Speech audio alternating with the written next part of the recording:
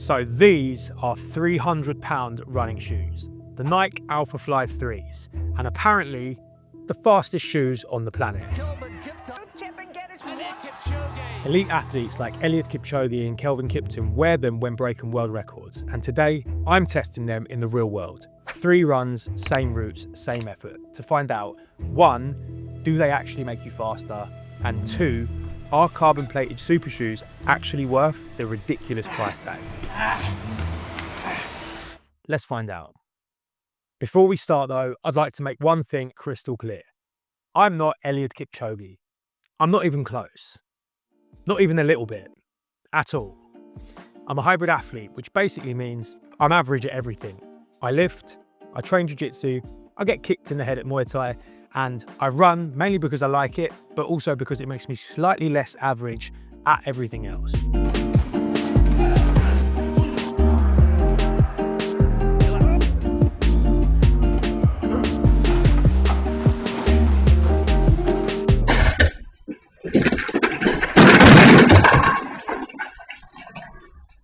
So today, I want to answer one question.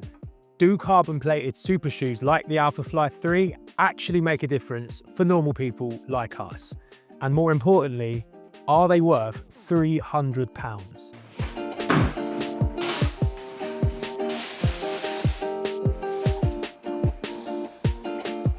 If you spent more than 5 minutes in the running world, you've probably heard of carbon plates.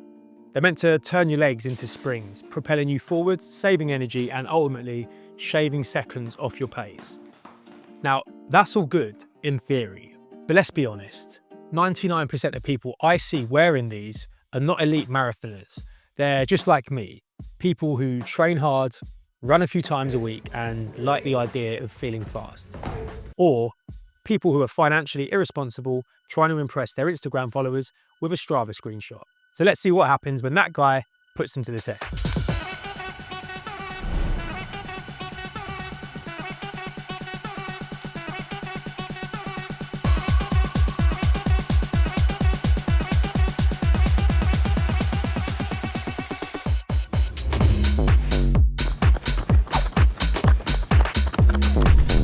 Fast as fuck, boy. Here's the plan. I'm testing the Alphaflys across 2 1-kilometer best efforts, 2 5Ks, and 2 8 times 400 meter interval sessions. Once in my regular trainers and once in the Alphaflys. Same route, same conditions. This isn't some lab test, this is real life. No graphs, no white coats, just sweat, pavement, and probably a lot of swearing. So let's get into it. The first test, the 1K best effort. Starting with my trusty Nike Trail 4s, proper daily drivers. Now, I've had loads of pairs of these, so I know exactly how they feel, and for the most part, they've been great. And now, the Alphaflys. Straight away, I can tell you that the difference is massive. Where the trails feel slappy on the tarmac, the Alphaflys, pure bounce. It's like someone stuck a trampoline under your feet. Unnatural at first, to be honest, like you're being nudged forward with every step.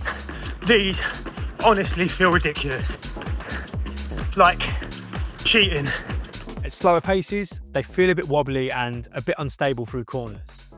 It's like they're screaming at you, run faster, you little bitch. So yeah, first impressions, they feel fast, but not easy. It's like the shoe has a built-in pace that it wants you to run at. It's like strapping on a turbo and the car's saying, mate, if you're not flooring it, then why am I even here? And we were off to a good start. After the 1K best effort in the Alphafly 3s, I was a whole 15 seconds quicker. Now for the 5K test. The 5K told me a lot more. In my normal trainers at a steady pace, it felt fine. But in the Alphaflys, I was faster, noticeably faster. The same 5K which took me a little over 21 minutes last week, this time around in the Alphaflys, I was able to do a whole minute and 20 seconds faster. Not only that, but in the Alphaflys, I also hit an all-time PB with about the same amount of effort, which is absolutely mad for doing nothing different. Well, apart from chucking 300 pounds down the pan. These things feel absolutely mental. Now, let's talk about the 400s, aka the distance that makes you hate running.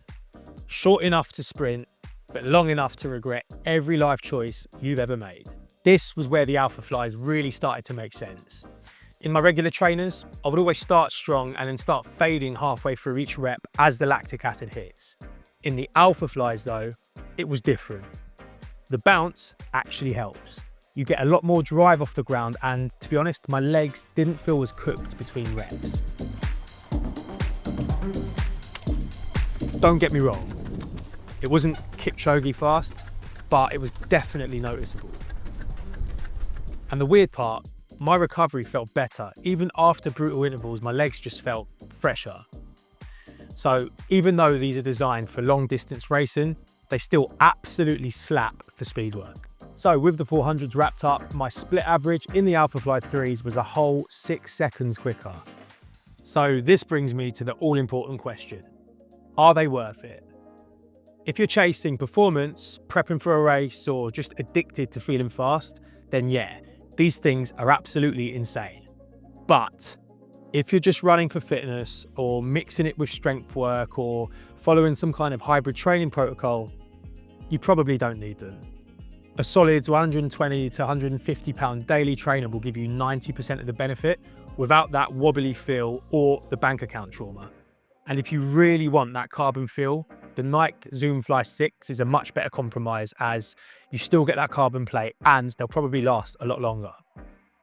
I picked these ones up the other day, so let me know in the comments if you want me to make a video about these too. Still though, there's something about these. Slip them on and you just want to push harder, and honestly, that feeling alone might just be worth it. If, of course, you've got some deep pockets. Now, if you like this video, make sure you hit the subscribe button, because over the next few weeks, I'm going to be putting these things through their paces to find out if they're worth it, so you don't have to waste £300 just like I did. See you in the next one.